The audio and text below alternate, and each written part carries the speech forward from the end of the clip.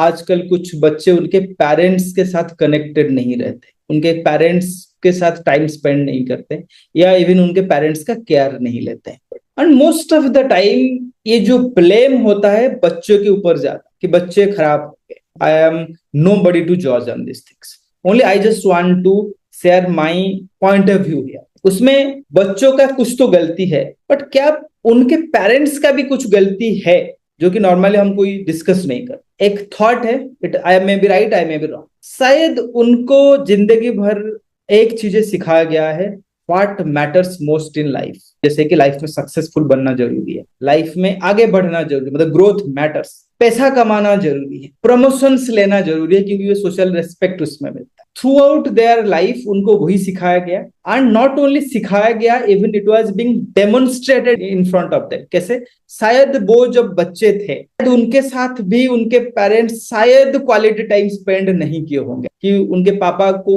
बच्चों के साथ बात करने के लिए ज्यादा टाइम नहीं होता होगा। अगर बच्चे कभी फील करते होंगे कि papa you are not spending time with me, उनको आंसर ये मिलता होगा that I am working only for you, आपके फ्यूचर के लिए ही तो मैं काम कर रहा हूँ, मैं तेरे को अच्छा स्कूल में भेज सकता हूँ वगैरह वगैरह। हम किए, मतलब पॉइंट यही है, parents worked hard so that कि बच्चों का फ्यूचर अच्छा होगा, बट प्रेजेंट के बारे में बात नहीं थी। Now their children are working for the future of their children.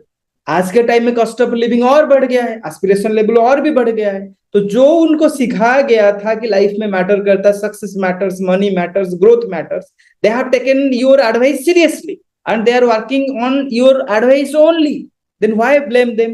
and अगर हम बोलते हैं कि फैमिली कनेक्ट नहीं है, कल्चर नहीं है, हमने तो उनको बेस्ट स्कूल में भेजे थे। स्कूल्स का रेस्पॉन्सिबिलिटी सिर्फ नहीं है कि ये सारी चीजें सिखाना, वहां पे फैमिली का भी कुछ रोल था जो कि शायद हमने नेग्लेक्ट किए, शायद उसका साइड इफेक्ट अभी थोड़ा थोड़ा दिख रहा है। एंड अगर आप एक यंग पेरेंट हो and if you are doing the same thing, you are moving in that same cycle, you are working hard for your child future, तो मे बी अगर आगे जाके ये नॉर्मल चीजें हो जाता है, डोंट ब्लेम एनीबॉडी। एंड शायद आगे जाके old age home will be the new normal. You have to prepare for the old age home in future, think on this and take correcting measures as soon as possible, or I can say this will be a normal thing in future, nobody will discuss about what you think on this, write in the comment box। आजकल कुछ बच्चे उनके parents के साथ connected नहीं रहते, उनके parents के साथ टाइम स्पेंड नहीं करते